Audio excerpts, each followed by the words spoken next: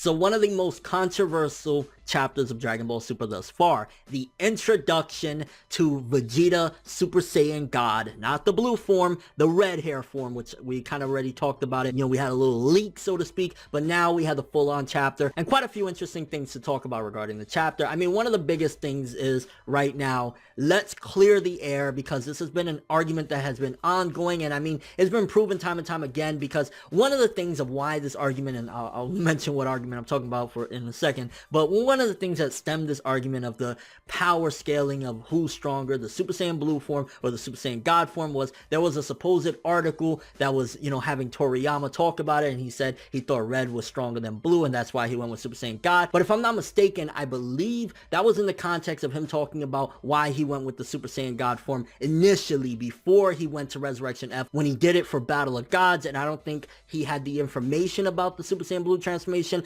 Either way, this chapter, and there was actually a chapter before this, and there's been instances, but I think this chapter really clears the air. There's no more questions of which is the strongest Super Saiyan God form. Is it the red hair? Is it the blue hair? And it's confirmed 100% multiple times in this chapter. Super Saiyan Blue is the stronger form. It's the more refined form. It's the tougher form to hold. Overall, Super Saiyan Blue is better and the more advanced form than Super Saiyan God. If you want to put it into perspective, think of Super Saiyan 2 to Super Saiyan. That's what that is. Super Saiyan Blue is the Super Saiyan 2. Super Saiyan God is normal Super Saiyan. That's how you could put it best, whatever. So it's clear. There's no more debate to be had there, although I'm sure somebody's going to say, but the anime said, like, no, that's the confirmation that we got in this chapter, because there was a couple of speech bubbles for starters. One panel where Goku Black said, so you're going to try and use a weaker Super Saiyan form this far in the game? Like, what are you doing? When Vegeta was in Super Saiyan, you know, God, the red-haired form. So that's one strike. And then even Goku clarifies it that the Super Saiyan God form is a transformation before Super Saiyan Blue. So when Goku did it in Battle of Gods, it was because that was the first time he achieved the God form, and he had all the Saiyans around him, and that's why he got that. But then once you refine it and you get further into it, you get the Super Saiyan Blue form, which is basically like a Super Saiyan God 2, which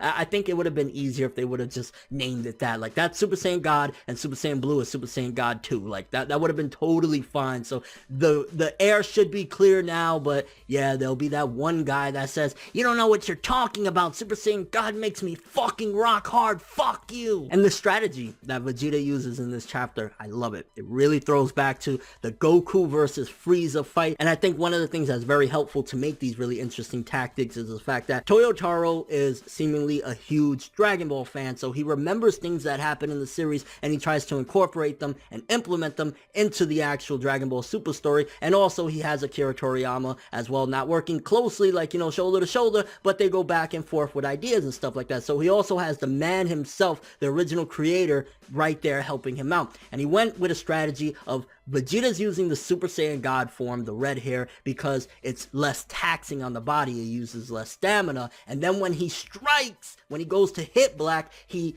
instantly goes into Super Saiyan Blue at that particular moment, and then reverts back to Super Saiyan God to conserve energy, and overall it's just a more balanced form, which is really interesting because Goku used a similar tactic when he fought against Frieza on Namek. When he didn't, I believe this was prior to him even getting Super Saiyan, he was in his normal form, and when he would fight against Frieza and when he would strike him, he would go into Kaioken real quick and then revert back to save himself energy, to conserve his energy and stamina and things like that. So really interesting that Toyotaro went back in the books and really, you know, refined that idea and used it once again with Super Saiyan God. And I love that they really keep on going back and using different cool ideas that Dragon Ball did ages ago. And I mean, Goku versus Frieza to this day is one of the most legendary fights in anime and manga history. So you're going back and using cool ideas like that. I love it. But also the fact that the Super Saiyan God transformation, the red hair, is more balanced than Super Saiyan Blue in a sense. It's like, you know, uses less energy. It's still very strong. It's not as strong as Super Saiyan Blue, but it's still kind of like an even form. It reminds me as well, and is not to the extent obviously, but it definitely reminds me of when Goku was going up against Cell, when he was prepping up until that point point, he would stay in his normal Super Saiyan state. And then eventually, you know, he went a little bit beyond or whatever. I don't think he went Super Saiyan 2 against Cell. I think Gohan was the only one. No, I'm sure Gohan was the only one. He was the first person to do Super Saiyan 2. But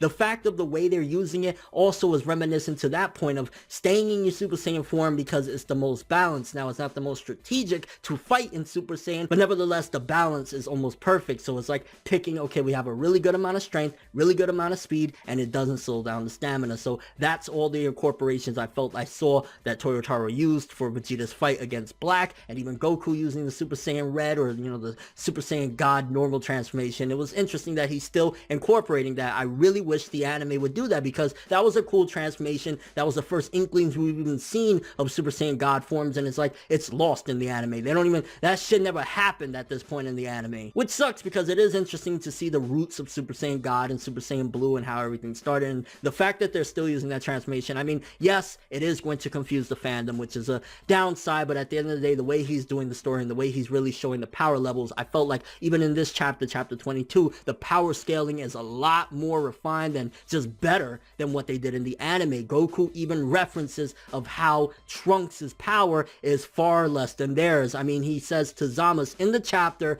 like, yo, even Trunks can take you on at this point. Like, you're nothing. Like, Goku Black is the shit. You're nothing. So even Trunks can do it. So therefore, once again clarifying that Trunks is far weaker than them, which he should be. I mean, at the end of the day, Trunks, regardless of how strong he was, ultimately he should be nowhere near where Goku and Vegeta are. Now, I don't know if in the end of the manga's version of this arc, they're still gonna have Trunks, you know, go into that rage form and all the shit that they did. But nevertheless, it seems as though there's a possibility they could completely scrape out a lot of the bullshit that the anime did. Like, even though Super Saiyan Rage was awesome, I mean, it seemingly was skipped in the manga, because I believe when he used that in the anime, it was against Goku Black and Zamasu before they became the merged Zamasu. So that might be just completely out of the book in general. And also, they might ground Trunks' power to reality of where it should be, not jumping from barely scraping by against Goku Black in his normal form to fucking up the merged Zamasu with some Genki Dama sword. I really hope if anybody uses a Genki Dama sword, maybe it's a combination with Vegito doing it and Trunks helping to give the key in order to make it bigger. That will be a nice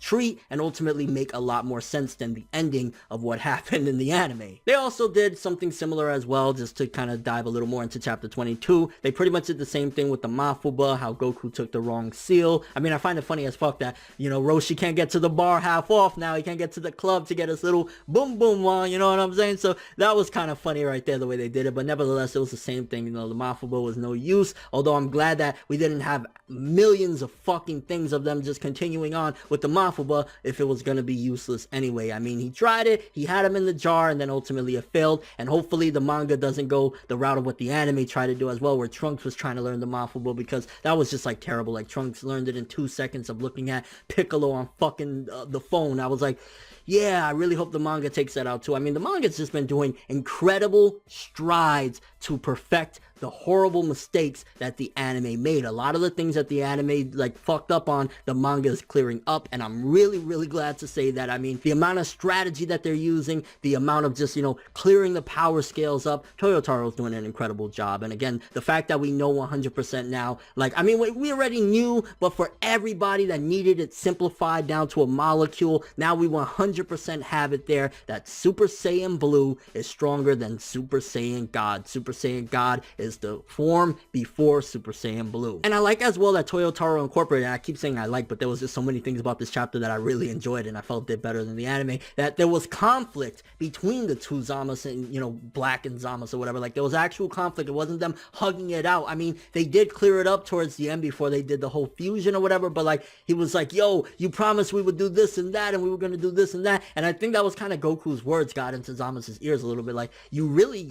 you know, you're being used by your other self, right? You know Black is just using you. So I like seeing a little bit of conflict, and it wasn't just like they were butt buddies and wanted to go bone. Like, he wanted to bone himself, the ultimate narcissist. It was like, we got a little bit of conflict in there, and then we had the merged Zamasu fusion, which looked really cool in the manga as well. It looked really awesome in the anime. I loved it in the anime, I'm not gonna lie. So the fact that they did it in the manga nicely, it was like, okay, you did it good too. Like, really cool shit, and the art looked great. I mean, overall, this chapter, I think they just did so many things better than the anime. The transformations, the power scaling. I mean, they did some of the similar things as well, like I said, with the Mafuba, and, you know, of course, merge Zamas or whatever, but even adding that conflict between Black and Zama, showing the difference between the two and how one is kind of being used and pulled around by the other one. It was like, just a great job. And again, last time I'm gonna say it in this video, Super Saiyan Blue is 100% confirmed better, stronger than Super Saiyan God. Super Saiyan God is more balanced, but if you need the might and you need the speed and all that shit when you want to connect, you do Super Saiyan Blue. There you go. But I'm kind of curious what you guys think about this chapter. How did you feel about the differences between the manga and the anime? What do you think about Toyotaro incorporating Super Saiyan God, the normal form, into the manga and using it on Vegeta? And what do you think about the merged Zamas, you know, once again doing the same thing as the anime? Do you think that Trunks is going to actually still have some BS towards the end of this arc, or is just going to be completely cleaned up for the manga and Trunks is going to be rightfully where he should be on the power scaling and not just a monster? I mean, seemingly Super Saiyan Rage is not going to make his way to the manga unless it happens after this chapter, and hopefully as well. I do gotta say though, I really want this arc to end within the next chapter too. I thought we would end a lot sooner, but nevertheless, it feels as though like we ended this in the anime back in like what, November or something like that, maybe October. Like, it's been a while since we ended this, so I am kind of ready for us to move on and see what Toyotaro does regarding the Universe Survival arc, considering we had that really cool teaser that came out last year as well. It's like, I'm ready to see some more of the Universe Survival arc. Let's go. But that's all I have for this one. Thanks for watching. Hope you enjoyed. If you liked anything I had to say or enjoy the video, drop me a like. I'd greatly appreciate it. And if you want more from me, make sure to subscribe, follow me on Twitter, Instagram, and stalk my Facebook to get more when the video ends. I'm ForneverWorld, and as always, people, have an awesome day.